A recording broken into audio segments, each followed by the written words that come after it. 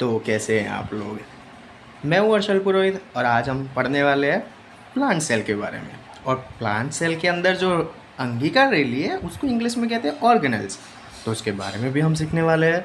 तो आओ यार, अपने कान में हेडस्प्रिंग लगा लो और आराम से टीका ले लो और आज अरे प्यार से इतनी सारी की सारी पढ़ने वाले हैं ऑर्गेनेल्स। ठीक है, तो आज का लेक्चर बिना देरी के चालू करते हैं। चलो शुरू करते हैं। फिर पूरा वीडियो एनिमेशन किया है कंप्यूटर में, तो ये सारे के सारे ऑर्गेनेल्स हम बारी बारी से आराम से सीखेंगे और मैं आपको बढ़िया तरीके से समझाऊंगा इसके कैरेक्टरिस्टिक, इसके फंक्शन और ये क्या क्या कर सकते हैं और कहाँ कहाँ प्रेजेंट होते हैं। ठीक है, तो बेसिकली हम बात करेंगे एक एक करके सारे ऑर्गेनेल्स की कि कहाँ कहाँ वो रिलायबल होते हैं या मदद करते हैं। और ये माना जाता है कि ये सारे के सारे जो ऑर्गेनेल्स हैं वो एक दूसरे पे डिपेंडेंट होते हैं, मतलब एक काम न करे तो सारों को प्रॉब्लम होती है। समझ सकते हो ना आप। हाँ, तो आज हम बारी बारी से जानेंगे। शुरुआत करते हैं हम सेल से। तो सेल की ऊपरी दीवार, मतलब सेल को प्रोटेक्ट करने वाली दीवार होती है सेल वॉल। बढ़िया, तो प्रोटेक्ट करने वाली दीवार को हमको सेल वॉल बोलना है, जो मैंने पहले ही बता रखा है। ठीक है, तो ये रही सेल वॉल। ठीक है, तो इसको मैं आराम से कॉपी करता हूँ और आपको बड़ा करके दिखाता हूँ। हाँ, बस ऐसे। ठीक है, ठीक है, कितनी बढ़िया तरीके से आया। हाँ बस, हाँ ठीक है। तो ये है अपनी सेल वॉल। ये सेल वॉल का काम होता है अपनी जो भी सेल है उसकी सेल के अंदर जो ऑर्गेनेल्स होते हैं उसको प्रोटेक्ट करने का। ये बहुत ही मजबूताई से बनी होती है। इसकी जो बनी होती है वो हेमीसेल्युलोज, पेक्टिन, वो सबसे मिक्स होके बनी होती है। इसकी मजबूताई इतनी होती है कि ये बाहरी चीज़ों को अंदर नहीं आने देती, मतलब जो सेल को डैमेज कर पाए, सेल के ऑर्गेनेल्स को डैमेज कर पाए, वो चीज़ नहीं आती इसमें। ठीक है, समझ रहे हो। ओके, चलो अब आगे बढ़ते हैं। तो હું એકવાર હજી ગુજરાતીમાં બી કહી દઉં તમને। તો આ એક સેલ વોલ છે જેને આપણે કોષ દિવાલ કહીએ છીએ, બરાબર। આ અલગ અલગ ટાઈપથી બનેલી હોય છે અને આ બેઝિકલી પ્લાન્ટ સેલમાં દેખવા મળે છે। આપણા એનિમલ સેલ એટલે પ્રાણી જગતમાં આપણે જોવા મળતી નથી। આપણા શરીરની અંદર આ કોઈ ટાઈપની સેલ વોલ હોતી નથી। યાદ રાખવાનું છે આપણે, ખાલી ને ખાલી પ્લાન્ટ સેલ એટલે જે જંગલ, દાખલા તરીકે ઝાડ છે તો ઝાડ જોડે આ ટાઈપના સેલ હોય કે જેમાં સેલ વોલ હશે। ठीक है, અને આ વસ્તુ આ જે સેલ વોલ એટલે આપણી જે કોષ દિવાલ છે એ સેલ્યુલોઝ, હેમીસેલ્યુલોઝ અને પેક્ટિનની બનેલી હોય છે, બરાબર। તો હું આને સેન્ટરમાં લાવી દઉં। હવે બીજી વાત કે સેલ મેમ્બ્રેન, તો આપણે આને ફરીથી હું કોપી કરી લઉં, થોડું પરફેક્ટ રીતે હું થોડું મોટું कर दूँ। ठीक है, और हाँ बस थोड़ा सा ठीक है। तो मैंने इसको सेंटर में पुट कर दिया है। ये है सेल मेम्ब्रेन। सेल मेम्ब्रेन मतलब सेल वॉल के बाद आने वाली मेम्ब्रेन, उसको सेल मेम्ब्रेन कहते हैं। ये सेल मेम्ब्रेन है, उसको सेल प्लाज्मा भी बोलते हैं। मतलब ये काम ऐसा करती है कि आउटर एटमॉस्फेयर और इनर एटमॉस्फेयर को मेंटेन रखती है कि हाँ कोई बाहरी एटमॉस्फेयर, अंदर ऑर्गेनल्स है ये सारे उस पर इफ़ेक्ट ना डाल दे। ठीक है, समझ रहे हो। और ये सेल मेम्ब्रेन है ना, मोस्टली लिपिड की बनी होती है। ठीक है, तो हमारे पास है दो अभी ऑर्गेनल्स, एक सेल वॉल और एक सेल मेम्ब्रेन। सेल वॉल क्या करती है, बाहरी चीज़ों को अंदर नहीं आने देती, और ये सेल मेम्ब्रेन क्या करती है, बाहरी और अंदर का मेंटेन करती है एटमॉस्फेयर, कि बाहर कुछ चल रहा हो या अंदर कुछ चल रहा हो तो उसको कोई फ़र्क ना पड़ने दे। ठीक है, तो ये परफेक्ट हो गया है यहाँ पर फिट। तो चलो अब हम चलते हैं साइटोप्लाज्म, थर्ड ऑर्गेनल्स। तो इसको मैं अच्छी तरह से कॉपी करके पेस्ट करूँगा। ठीक है, हाँ, तो ये बेसिकली साइटोप्लाज्म है, ग्रीन कलर कंपाउंड, हाँ जेल लाइक कंपाउंड। इसको मैं आराम से बीच में पुट कर देता हूँ, फिक्स कर देता हूँ। फिर इसका बताता हूँ मैं फंक्शन और ये क्या क्या हेल्प करता है। ठीक है, हाँ, तो ये है साइटोप्लाज्म। इसमें सारे ऑर्गेनेल्स है, ये न्यूक्लियस, न्यूक्लियोलस, एंडोप्लाज्म, ठीक है, रेटिकुलम से लेके एमाइलोप्लास्ट तक, ये सारे ऑर्गेनेल्स इसमें प्रेजेंट होती है। ये एक सेल लाइक मैट्रिक्स होता है और इसमें बाकी की सारी ऑर्गेनेल्स मैंने बोला है ऐसे ही इंक्लूड होते हैं। ठीक है, हाँ, पर एक ऑर्गेनेल्स इसमें नहीं होती, वो है न्यूक्लियस। हाँ याद रखना, मैंने शायद आगे बोल दिया है न्यूक्लियस, तो न्यूक्लियस इसमें होता नहीं है, प्रेजेंट होता है पर ये साइटोप्लाज्म में नहीं होता है, ठीक है, ये याद रखना आप। तो चलो अभी आगे बढ़ते हैं। चौथा अपना न्यूक्लियस, ठीक है। चलो इसको मैं आराम से यहाँ फिक्स करता हूँ, ठीक है।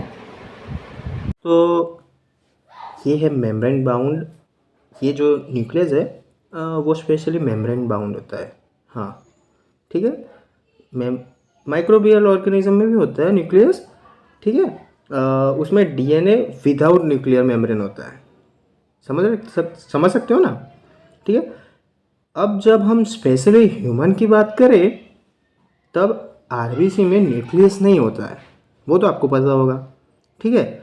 और एक बात, ठीक है, एक और सेल होता है जिसमें बहुत सारे न्यूक्लियस होते हैं, आई होप आप सबको पता होगा, हाँ, तो वो है ऑस्टियोक्लास्ट सेल, ठीक है। उसमें बहुत सारे न्यूक्लियस होते हैं, ये ऑस्टियोक्लास्ट सेल बेसिकली बोन से रिलेट करता है, ठीक है।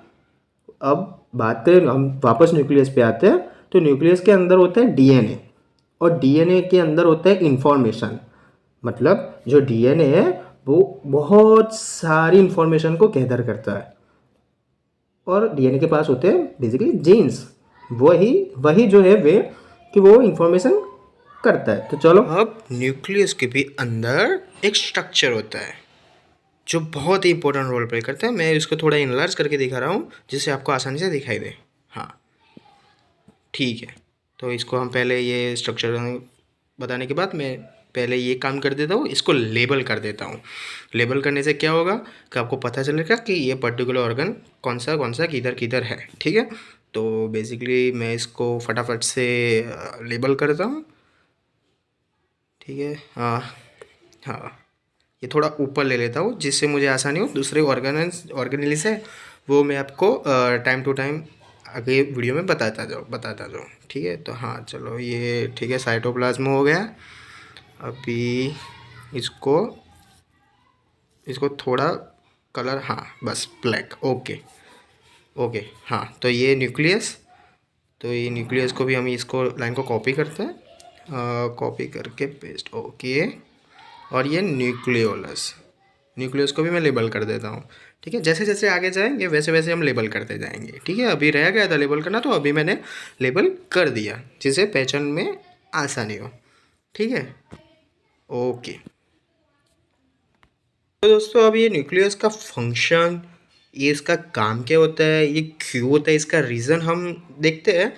तो जो न्यूक्लियस होता है, जो इसका फंक्शन है कि ये राइबोसोम सिंथेसिस में काम करता है दोस्तों, ठीक है। राइबोसोम सिंथेसिस, हाँ आप चाहे तो नोट डाउन कर सकते हो, पर कोई बात नहीं, मैं ये वीडियो के बाद आपको पर्सनली ग्रुप में ये सारे नोट्स सेंड कर सकता हूँ, ठीक है। आगे और एक और बात, ये जो राइबोसोम होता है, ये राइबोसोम सिंथेसिस का बात किया। अब ये न्यूक्लियोलस होता है, वो सिग्नल रिकॉग्निशन जो पार्टिकल्स होते हैं हम कुछ जो है इसमें कंस्ट्रक्ट होते हैं, मतलब ये जो सिग्नल रिकॉग्निशन पार्टिकल होते हैं इसमें कंस्ट्रक्ट होते हैं इस पर्टिकुलर ऑर्गेनेलिस में, ठीक है।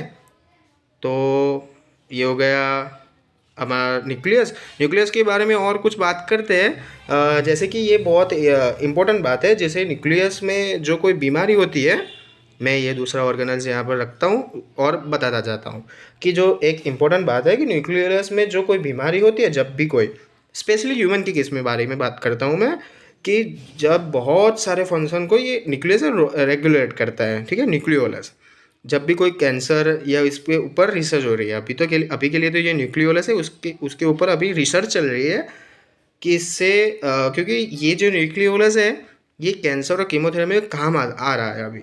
यह कोई भी इफेक्ट होती है तो ये पहले न्यूक्लियोलस पे होती है, ये कैंसर या कीमोथेरेपी, मतलब कह रहे हैं आप, ठीक है। और ये जो न्यूक्लियोलस है उसकी मैं बात करूँ, जब भी कोई अपनी ह्यूमन बॉडी पे या प्लांट बॉडी पे जब भी कोई स्ट्रेस या तनाव होता है तो ये ऑर्गेनिज्म सबसे अच्छा और बढ़िया वाला रोल इम्पोर्टेंट प्ले करती है। तो हाँ चलो, इसको अभी मैंने ये एंडोप्लाज्मिक रेटिकुलम बना दिया है। इसमें दो तरह के होते हैं आपको पता ही होगा, एक स्मूथ और एक रफ, RER और SER, ठीक है। ये मैं अभी थोड़ा स्ट्रक्चर अभी छोटा बताइए, पर ये न्यूक्लियस के बाहर बहुत अच्छी तरह से फैले हुए होते हैं। ठीक है, तो ये हो गया अपना एंडोप्लाज्मिक रेटिकुलम। ठीक है, ओ जो मैंने रफ और स्मूथ बोला, उसमें रफ के पास होता है राइबोसोम प्रेजेंट होता है और स्मूथ के पास तो होता ही नहीं है। और इन कॉमन बात करें एंडोप्लाज्मिक रेटिकुलम की, तो एंडोप्लाज्मिक रेटिकुलम के पास प्रोटीन सिंथेसिस, लिपिड सिंथेसिस और कोलेस्ट्रॉल सिंथेसिस में इम्पोर्टेंट रोल प्ले करता है। चलो ये हो गया। अभी हम जाते हैं दूसरे पार्ट पे, मतलब दूसरे ऑर्गेनेल्स पे, क्लोरोप्लास्ट। ठीक है, हाँ तो अब हम क्लोरोप्लास्ट के बारे में बात कर रहे हैं।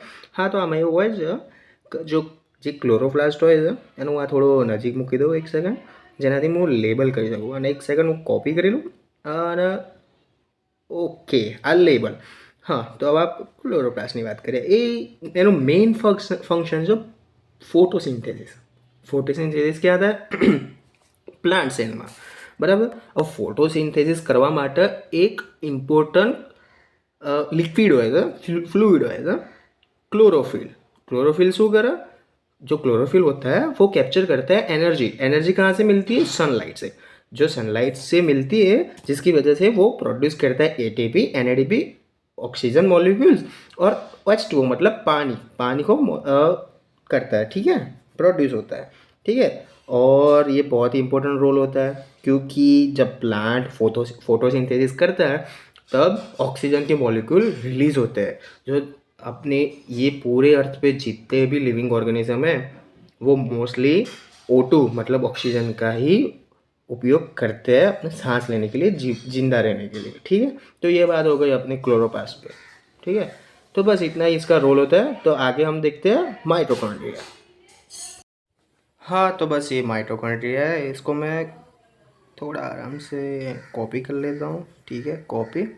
हाँ तो बस ये है माइटोकॉन्ड्रिया। मैं इसको बाहर रखता हूँ जिससे आपको पर्टिकुलर दिखे। हाँ सॉरी, मुझे माफ़ करना कि मैं इसको बहुत कॉम्पैक्ट बनाने से कहा, ये ऐसा नहीं होता। आपको पता है ये कैसा होता है, पर ये एनिमेशन वीडियो बनाने के लिए मुझे ऐसा बनाना पड़ा। ठीक है, हाँ तो ये है माइटोकॉन्ड्रिया। माइटोकॉन्ड्रिया को गुजराती में कहते हैं कणाप सूत्र। हाँ भाई, આપણે કણાપ સૂત્ર કહેવાય ગુજરાતીમાં। આનું એક જ કામ હોય છે, એનર્જી પ્રોડ્યુસ કરવાનું, બરાબર। આને કહેવાય છે power house of the cell. मतलब ये होता है जो सेल के लिए एटीपी बनाता है, अकेले सेल के लिए भी नहीं, आगे जितनी भी प्रोसेस होती है इसमें ये माइटोकॉन्ड्रिया सारे प्रोसेस में अपने को एटीपी देता है। ठीक है, तो मैं यहाँ पर इसको लगा देता हूँ। ये एनर्जी जनरेट करता है एटीपी में, और एटीपी से हम सारी प्रोसेस कर सकते हैं जितनी भी हमारी बॉडी में मतलब ह्यूमन की बात कर रहा हूँ, और ये प्लांट की भी बात कर रहा हूँ, ये प्लांट में भी अवेलेबल होता है। ठीक है, तो मैं इसको और एक बार कॉपी कर लेता हूँ जिससे मैं इसको लेबल करने के लिए पास रख सकूँ। ठीक है, तो मैंने हाँ थोड़ा यानी मैं ऐसा मैंने क्यों किया कि मुझे थोड़ी आसानी हो जाए लेबल करने के लिए। ठीक है, तो हाँ ये हो गया हमारा माइटोकॉन्ड्रिया। हाँ तो मैंने ये थोड़ी खिचड़ी इधर क्यों बनाई, उसका एक रीज़न है, क्योंकि वो अब जो नेक्स्ट ऑर्गेनेल्स आ रहा है वो है वैक्यूल। उसके लिए मुझे बहुत सारी जगह चाहिए, तो मैंने इसको थोड़ा ऐसा कर दिया। और मैं क्लोरोप्लास्ट की बात कर रहा हूँ, ये क्लोरोप्लास्ट की भी ये स्ट्रक्चर ऐसा नहीं होता है, पर मुझे बनाना पड़ा। ठीक है, समझाने के लिए कि हाँ ऐसा ऐसा होता है। तो हमने ऊपर से लेके अभी तक माइटोकॉन्ड्रिया, सेल वॉल से लेके माइटोकॉन्ड्रिया तक सारे ऑर्गेनिज्म आराम आराम से देखी है। ठीक है, तो बस इतना इसमें था, और आगे बताने की कोई आवश्यकता लगती नहीं है। बस माइटोकॉन्ड्रिया में इतना ही था। और एनिमल में भी एटीपी कन्वर्ट होता है प्रोसेस के लिए अलग अलग। बस हाँ तो बस हम अभी आ जाते हैं, चलो वैक्यूल पे आ जाते हैं। तो मैं इसको आराम से कॉपी कर लेता हूँ और यहाँ एनलार्ज कर दो, क्योंकि ये जितनी भी स्पेस बची है उसमें मुझे वैक्यूल को रखना है, क्योंकि मुझे चाहिए, थोड़ा रह गए। हाँ बस ओके, चलो ये हो गया हमारा वैक्यूल। तो जाओ चलो इसके बारे में हम आराम आराम से फिर से सीखते हैं कि वैक्यूल होता क्या है। तो वैक्यूल अलग अलग तरह के होते हैं on the basis of their function, उनको कैरेक्टराइज किया गया है। आपको वैक्यूल के टाइप में बताता हूँ, कैफ वैक्यूल, सेंट्रलाइज वैक्यूल और फूड वैक्यूल, इस तरह के डिवाइड करे होते हैं जिनका अलग अलग रोल होता है। ठीक है, जो ये है वो सेंट्रल वैक्यूल है। इनका फंक्शन होता है हाइड्रोस्टेटिक प्रेशर, जिसको हम टर्गर प्रेशर भी बोलते हैं, उसको मेंटेन करना। दूसरा फंक्शन है मिनरल, न्यूट्रिएंट्स, प्रोटीन को स्टोर करना और प्लांट सेल में ग्रोथ लाना। ठीक है, तो अभी पता चला होगा आपको कि ये इसको सेंट्रल वैक्यूल क्यों कहते हैं और ये बहुत ही ज़्यादा स्पेस एक्वायर करता है। ठीक है, तो ये हुआ अपना सेंट्रलाइज वैक्यूल। फूड वैक्यूल में क्या होगा, जो फूड को स्टोर करता होगा। कैफ वैक्यूल में न्यूट्रिएंट्स को स्टोर करता होता है। ठीक है, तो अब हम बात करते हैं गोल्जी एपर्चर्स के बारे में। इसको गोल्जी बॉडीज भी बोलते हैं। ठीक है, तो ये है अपना गोल्गी बॉडी। ये थोड़ा मैं बाहर बाहर लेके बताता हूँ। ठीक है, चलो। हाँ, ये देखो, ये है गोल्गी एपर्चर्स। हाँ, और आप इसमें देख भी सकते हैं, मैंने इसमें छोटे छोटे वेसिकल्स भी बनाए हैं। हाँ, और इनका फंक्शन क्या होता है कि ये जो प्रोटीन है जो सेल में बनता है, उनको मेम्ब्रेन वेसिकल में पैक करना होता है। ठीक है, बस इतना ही होता है। तो मैंने इसको यहाँ पुट करना है और हाँ, और इसको एक कॉपी कर देता हूँ, जिससे मैं इसको हाँ कॉपी और थोड़ा मूव करके छोटा बना के यहाँ पर पेस्ट, जिससे मुझे आसानी हो लेबल करने में। ठीक है, तो ये कॉपी लाइन भी और ये गोल्गी एपर्चर्स, जिसको गोल्गी कॉम्प्लेक्स भी बोलते हैं। हाँ, तो 3 नाम है, गोल्गी एपर्चर्स, गोल्गी बॉडीज और गोल्गी कॉम्प्लेक्स। तो ये अब हाँ, वो ये सेंटर वैक्यूल भी रह गया था, तो मैं इसको भी कॉपी कॉपी करके यहाँ लेबल कर देता हूँ। तो हमारे पास अभी बचे 3 मेन इम्पोर्टेंट ऑर्गेनेल्स, पेरोक्सीजोम, राइबोसोम और एमाइलोब्लास्ट। तो हम बात करते हैं अभी पेरोक्सीजोम की। तो बस ये है पेरोक्सीसोम। इसको मैं कॉपी कर लेता हूँ और बड़ा ओके, और मैं इसको यहाँ पे पेस्ट करता हूँ। ठीक है, तो पेरोक्सीसोम, क्या आप गैस कर सकते हैं कि इसका फंक्शन क्या होगा? पेरोक्सीसोम मतलब पेरोक्साइड। इसके अंदर होता है hydrogen peroxide. Hydrogen peroxide H2O2, जो इसको ये है पेरोक्सीसोम, उसको ऑक्सीडेटिव ऑर्गेनेलिस भी बोलते हैं। ये कभी कभी सेल के अंदर by the different different process क्या होता है कि फ्री रेडिकल बन जाते हैं। फ्री रेडिकल आपको पता होगा कितने हार्मफुल होते हैं सेल के लिए, किसी भी सेल के लिए। तो ये पेरोक्सीसोम क्या करता है, ये पेरोक्सीसोम का काम होता है कि इनको न्यूट्रलाइज करने का कर देता है by the help of H2O2। तो पेरोक्सीसोम बनाता है हाइड्रोजन पेरोक्साइड गैस। ठीक है, ओके। तो अभी मैं इसको थोड़ा कॉपी करके लेबल करने की कोशिश करता हूँ। तो ठीक है, तो इससे क्या हो, आसानी हो मुझे लेबल करके आपको बताने के लिए। तो इसको छोटा कर दिया मैंने और ये कॉपी कॉपी ओह, इधर कहाँ आ गया? ठीक है, ओके। ओ अरे, सब सिलेक्ट हो जा रहा है एक बार में। अरे, बैक, ओके। हाँ, इसको डिलीट करता हूँ अभी के लिए, फिर से कॉपी करता हूँ। ये झंझट हो रही है एनिमेशन बनाने के लिए। हाँ, भाई बनाया, समझो डिलीट हो जाता तो तो चलो, पेरोक्सीसोम, चलो हो गया ये लेवल। ठीक है, तो अब हम बात करेंगे छोटी सी बिंदी के बारे में। लग रहा है ये छोटी बिंदी है, पर ये इतना कॉम्प्लेक्स स्ट्रक्चर है। तो मैंने सोचा कि इसको ड्रॉ नहीं करना, इसको लाल बिंदी में बता देते हैं, ऐसे छोटा छोटा डिवाइड करते करते। ठीक है, तो ये है राइबोसोम। तो ये है राइबोसोम, जिसको ये छोटे छोटे कॉम्प्लेक्स में मैंने डिवाइड करके रखा है। ठीक है, ये राइबोसोम का कॉम्प्लेक्स स्ट्रक्चर होता है, इनका फंक्शन भी बहुत कॉम्प्लेक्स होता है। ठीक है, तो यहाँ पर मैंने बताने की कोशिश की है इसको लाल बिंदे में, बिकॉज ऑफ ये इतना सारा पैकिंग मटेरियल एक साथ इतना ज़्यादा बताना मेरे लिए मुश्किल था, तो मैंने इसको थोड़ा आसान बना दिया। ठीक है, तो ये राइबोसोम प्रोकैरियोट, यूकैरियोट और प्लांट सेल के लिए। ठीक है, ये पूरे प्लांट सेल के लिए थोड़ा कॉम्प्लेक्स था मेरे को बनाने के लिए। तो मैंने ये जितने भी स्ट्रक्चर बनाए वो थोड़े इधर उधर बन गए हो, तो I am very sorry for that. तो इसको मैं कॉपी करके लेबल कर देता हूँ, जिसके वजह से आपको आसानी हो समझने के लिए। तो नेक्स्ट है एमाइलोब्लास्ट। ठीक है, ये ऐसा दिखता नहीं है, पर मैंने बनाया है समझने के लिए, ठीक है। तो आप गूगल करके देख सकते हो कि प्लांट सेल में एमाइलोप्लास्ट कैसे दिखते हैं, ठीक है। तो मैं इसको कॉपी करके इसकी थोड़ी कॉपियाज, हाँ कॉपियाज थोड़े आसपास रख देता हूँ, जिसकी वजह से मुझे आसानी हो लेबल करने के लिए, ठीक है। हाँ, तो हम एमाइलोप्लास्ट को थोड़ा कॉपी करते हैं और अलग अलग जगह पेस्ट करते हैं। तो एमाइलोप्लास्ट का मेन फंक्शन ये होता है कि ये एमाइलोप्लास्ट में होता है प्लास्टिड। प्लास्टिड मतलब ऐसी जगह जहाँ कोई भी चीज़ या फूड स्टोर करा जाए, ठीक है। तो ये प्लास्टिड है, ये as a container, as a storage काम होता है सेल को। और ये प्लास्टिड में क्या स्टोर होता है, स्टार्च स्टोर होता है, ठीक है। तो ये स्टार्च कभी भी अगर सेल को इन फ्यूचर अगर ज़रूरत पड़ गई फूड की, मतलब स्टार्च की, तो ये यहाँ से एमाइलोप्लास्ट को बोल सकता है कि लाओ मुझे स्टार्च दो, तो ये स्टोर हुआ स्टार्च ये सेल को, प्लांट सेल को पर्टिकुलर दे सकता है, ठीक है। तो हमने बात की सेल वॉल के बारे में, सेल मेम्ब्रेन से लेकर एमाइलोप्लास्ट तक सारी बात की, ठीक है। तो इस अभी ये एमाइलोप्लास्ट को भी ये लास्ट बचा है, लास्ट ऑर्गेनेल, तो मैं इसको थोड़ा कॉपी कर देता हूँ, ठीक है। ओके, तो चलो हमारा यहाँ पर ख़त्म होता है पूरा ऑर्गेनेलिज का सेक्शन, ठीक है। और याद रखना है कि ऑर्गेनेलिज को हम सेल वॉल, सेल मेम्ब्रेन और साइटोप्लाज्म उसको नहीं कह सकते, पर हाँ समझाने के लिए हम समझा सकते हैं कि हाँ ये तीन भी है, क्योंकि ये सेल, ये जो प्लांट सेल है इनका पार्ट है, ठीक है। तो यहाँ पर सारी बात मैंने की, एक ऑन सारे के सारे बेसिक फंक्शन मैंने बता दिए। मेरा सब्जेक्ट था कि प्लांट सेल और उसके ऑर्गेनाइज के बारे में बताने का, तो मैंने और क्या बता दिया, उनके फंक्शन भी बता दिए ताकि आपको समझने में आसानी हो, ठीक है।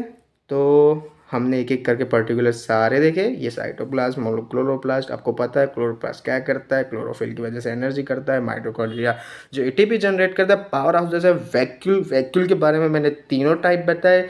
ये है सेंट्रल वैक्यूल, अगर सेंट्रलाइज बोल दिया हो तो मुझे माफ़ करना, ये है सेंट्रल वैक्यूल, ठीक है। ये गोल्जी अपर्चर्स, गोल्जी अपर्चर के बाद वेसिकल होते हैं, ठीक है। वेसिकल प्रोटीन मेम्ब्रेन को पैक करता है, ठीक है। ये बहुत ही इंपॉर्टेंट रोल है। पेरोक्सिसोम था, ठीक है। इसके बाद गोल्गी पेरोक्सिसोम, पेरोक्सिसोम के बारे में भी हमने देख लिया कि पेरोक्सिसोम क्या क्या करते थे। राइबोसोम के बारे में बताओ तो वो एज अ बेसिक और कॉम्प्लेक्स स्ट्रक्चर है, ठीक है। वो प्रोटीन सिंथेसिस में काम करता है, ठीक है। और लास्ट में देखा हमने एमाइलोप्लास्ट, एमाइलोप्लास्ट का काम होता है स्टार्च, स्टार्च के लगा। हाँ, एक एमाइलोप्लास्ट में और एक अच्छी डिटेल बता देता हूँ मैं कि एमाइलोप्लास्ट जो होता है, अभी मानो फ्यूचर में सेल को, ये प्लांट सेल को अगर स्टारवेशन हो गया है, ठीक है, और अचानक से उनको फूड की ज़रूरत पड़ी, तो ये मांग सकते हैं एमाइलोप्लास्ट से स्टार्च, ठीक है। तो आप देख सकते हैं ये सेल कितना पावर है, जो अब कभी कभी अपने को सिखा देता है कि कभी कभी स्टोर किया हुआ खाना भी काम लग जाता है, पर हर बार नहीं, ठीक है। हर बार स्टोर किया हुआ खाना अच्छा नहीं होता, ठीक है। तो आज हमने बात की ये सारे के सारे ऑर्गेनेज, cell wall, cell membrane, cytoplasm, nucleus, nucleolus, endoplasmic reticulum, या स्मूथ और रफ, ठीक है। रफ के पास राइबोसोम, क्लोरोप्लास्ट, माइटोकॉन्ड्रिया,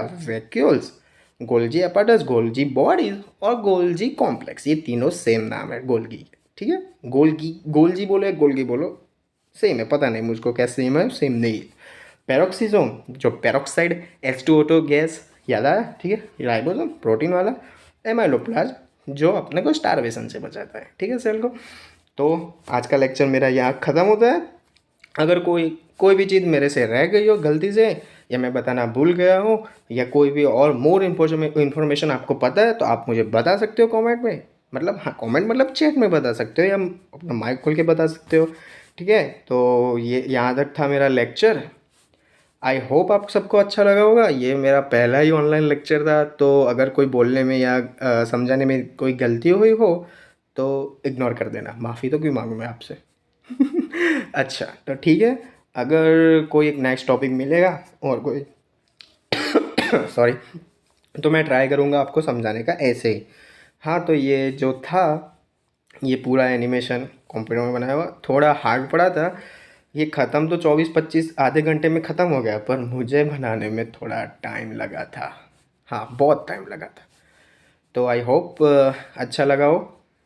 कोई क्वेश्चन वैश्चन हो तो पूछना, मैं बता दूंगा। और हाँ, सॉरी फॉर दैट, कोई बैकग्राउंड में से कोई अजीबोगरीब नॉइस आई हो वीडियो में, ठीक है, समझाने में, तो उसके लिए मुझे माफ़ कर देना, क्योंकि मेरे पास इतना माइक वाइक का वगैरह का जुगाड़ नहीं हो सका।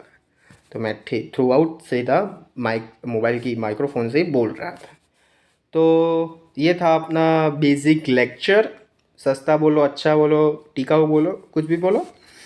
तो यहाँ से हम अब निकलना चाहेंगे, आपकी रजा लेना चाहेंगे। तो ठीक है, मैं हूँ अर्शल पुरोहित, साइनिंग ऑफ। टाटा।